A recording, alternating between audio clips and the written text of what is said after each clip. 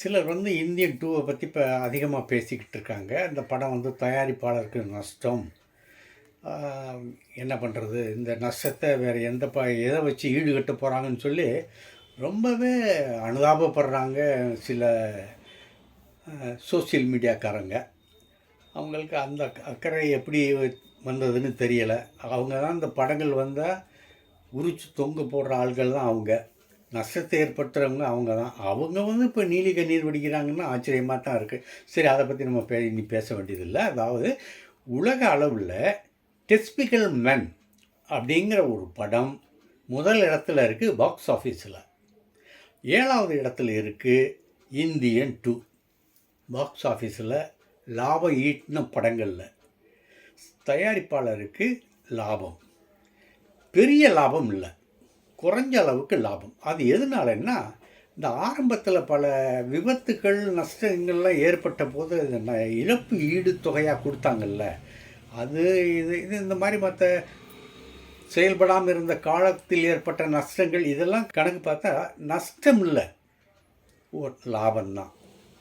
அந்த தொகையெல்லாம் இது பண்ணிவிட்டு ஒரு குறைஞ்ச அளவுக்கு லாபத்தை கொடுத்துருக்கு. இந்த லாபம் இன்னும் அதிகமாக எப்போ ஆகும்னு சொன்னால் இந்தியன் 3 ஆகும். இப்போ ரெட் ஜெயின்காரங்க வந்து தமிழகத்தை பொறுத்த மட்டும் அவங்க இது பண்ணாங்க.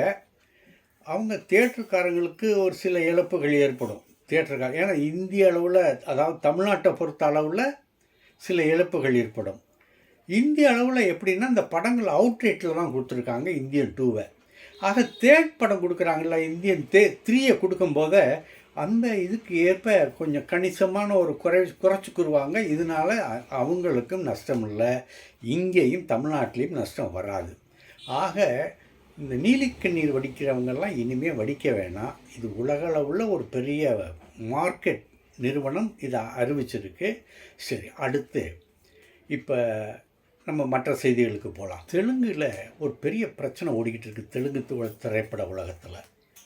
நமக்கு என்னன்னு இருந்துடக்கூடாது, ஆனால் அதுவும் சில நம்ம தமிழ்நாட்டில் அப்படியே அமுக்கப்பட்ட சில செய்திகள்லாம் இருக்குது. அங்கே அந்த மாதிரி இல்லாமல் படீர்னு வெடித்து வந்திருக்கு.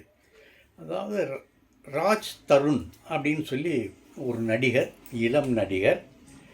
அவர் வந்து லாவண்யாங்கிற ஒரு தெலுங்கு நடிகையோட லிவ்-இன் ரிலேஷன்ஷிப்பில் இருந்தார். கிட்டத்தட்ட ஒரு 5 வருஷம் வச்சுக்கோங்களேன், 6 வருஷம் வரைக்கும் லிவ்-இன் ரிலேஷன்ஷிப்பில் இருக்கார்.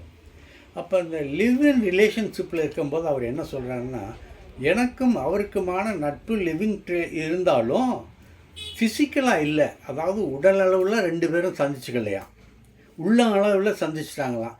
இதை எவனாவது நம்ப முடியுதா? யாராவது நம்புவாங்களா? 7 வருஷம் ஒன்றா இருந்திருக்கிறாங்க. இந்த 7 வருஷம் ஒன்றா இருந்தவங்க அப்படியே தொட்டுக்காமல் பட்டுக்காமல் அப்படியே இருந்திருப்பாங்க, நம்புவாங்களா? சரி விடுங்க, இப்போ அது இல்லை பிரச்சனை. அந்த நடிகை என்ன பண்ணியிருக்காங்கன்னா, கல்யாணமும் எங்களுக்கு நடந்தது ஒரு கோவிலில், ஆனால் அவர் அதை வெளிப்படுத்தலை, சொல்லலை. அந்த கல்யாணம் பண்ணிட்டு இப்போ அவர் என்னன்னா ஒரு வட இந்திய நடிகையோட தொடர்பில் இருக்கார், கள்ளத்தொடர்பில் இருக்கார். என்னையே ஏமாற்றிட்டார். ஆகையினால் அவர் மீது நடவடிக்கை எடுக்கணும்னு சொல்லி போலீஸில் புகார் கொடுத்து அது எஃப்ஐஆரும் போட்டாங்க. இது பிரச்சனையாகி பெரிய அளவில் வளர்ந்துருச்சு. அந்த வடநாட்டு நடிகை இருக்காங்கல்ல, அவங்க தெலுங்கு படங்கள்லேயும் இப்போ நடிச்சுக்கிட்டு இருக்காங்க. அந்த நடிகை பேர் மால்வி மல்ஹோத்ரா. ரொம்ப கவர்ச்சிகரமாக நடிப்பாங்க. அவங்களோட இப்போ ஃப்ரெண்ட்ஷிப்பில் இருக்கார். என்னை ஏமாற்றிட்டாரு. அது மட்டுமில்லை, அவருடைய மேனேஜரை விட்டு மிரட்டுறாரு.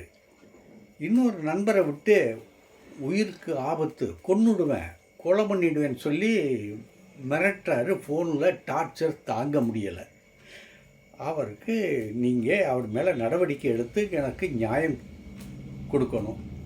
அது மட்டும் இல்லை, இந்த கேஸை வாபஸ் வாங்கு அப்படின்னு சொல்லி 5 கோடி ரூபாய்க்கு ஆஃபர் கொடுக்குறாரு. நான் அப்படிப்பட்ட ஆள் கிடையாது அப்படின்னு இந்த அம்மா புகார் கொடுத்துருக்கு. அதாவது லாவண்யா, நடிகை லாவண்யா புகார் கொடுத்துருக்காங்க.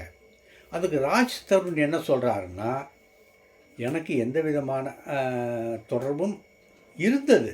எந்த விதமான தொடர்பும்னா, அவங்களோட ஃப்ரெண்ட்ஷிப்பில் இருந்தேன், ஆனால் உடல் உறவு இந்த மாதிரியெல்லாம் நான் வச்சுக்கல. எங்களுக்கு கல்யாணமும் நடக்கலை, நான் அந்த அம்மாவை மிரட்டவும் இல்லை. அந்த அம்மா வந்து ஒரு முஸ்லீமோட அவர் தொடர்பு வச்சுருக்காங்க. அந்த அம்மாவுக்கு, அந்த நடிகைக்கு போதை பழக்கமும் இருக்குது. ஆகையினால நான் விலகி வந்துட்டேன். அந்த லிவிங் ரிலேஷன்ஷிப்பில் இருந்து நான் விலகி வந்துட்டேன். இதனால் அவர் என் மீது புகாரை கொடுத்துருக்காரு. ஆகவே இது செல்லாது, ஆகவே எனக்கு நியாயம் வேணும் அப்படின்னு சொல்லி அவருக்கு மனு கொடுத்துருக்கிறாரு. இந்த ரெண்டும் இந்த இது என்ன ஆக போகுதுன்னு சொல்லி ஆந்திராவில் ஒரே பரபரப்பாக இருக்குது. சரி, அடுத்து இந்த நடிகை சாய் பல்லவின்னு இருக்காங்கல்ல, அவங்க ஒரு பாலிசியோடு அவங்க வாழ்ந்துகிட்டு இருக்காங்க. டாக்டருங்கிறதுனால ஒரு ஃபேர்னஸ் க்ரீமுக்கு வந்து அட்வர்டைஸ்மெண்ட் படத்தில் நீங்கள் நடிக்கணும், விளம்பர படத்தில் நடிக்கணும் அப்படின்னு சொல்லி அவங்கள கூப்பிட்டாங்க. 2 கோடி ரூபாய் தரேன்னு சொன்னாங்க. முடியாது அப்படின்னு சொல்லி மறுத்துட்டாங்க. அந்த மாதிரி மனப்பான்மை இங்கே நமக்கு இருக்கா? அதாவது சூதாட்டம் கூடாது அப்படின்னு சொல்லி நாம் இங்கே சொல்லிக்கிட்டு இருக்கோம். ரம்மி சீட்டாடுனாவே வீட்டில் கையில் சீட்டு எடுத்தாவே விளக்க மாற்றினால வீட்டில் அம்மா அடிப்பான். அந்த அளவுக்கு சீட்டுக்கட்டு மேலே வெறுப்பு இருக்குதுக்கு தமிழ்நாட்டில் மட்டும் இல்லை, தமிழ்நாட்டில் இருக்குது. ஏன்னா சூதாட்டங்கிறது இந்த ரம்மி இதெல்லாம் வந்து பெரும் சூதாட்டம், பொருளை நிறைய இழக்கிறாங்க, நஷ்டம் அடையுது. அதை வந்து ஆதரிக்கிற மாதிரி விளம்பர படங்களில் நடிக்கிறது தப்பு. ஆகையா யாரும் நடிக்கக்கூடாதுன்னு சொன்னால் நம்ம சுப்ரீம் ஸ்டார் சரத்குமார் மட்டும் அந்த படத்தில் நடித்து இல்லை அப்போ லாபம் பார்த்தாரு.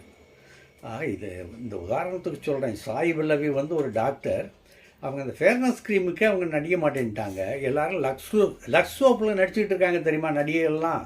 ஆனால் இந்த அம்மா வந்து ஃபேர்னஸ் க்ரீமில் வந்து நான் நடிக்க மாட்டேன்னு சொல்லிருச்சு. ஆனால் நம்ம சுப்ரீம் ஸ்டார் சூதாட்டத்துக்கு ஆதரித்து விளம்பர படத்தில் நடிக்கிறார். பார்ப்போம், நாளைக்கு சந்திப்போம். நன்றி. இந்த வீடியோ உங்களுக்கு பிடிச்சிருந்தா லைக் பண்ணுங்கள், கமெண்ட் பண்ணுங்கள், ஷேர் பண்ணுங்கள், சப்ஸ்கிரைப் பண்ணுங்கள்.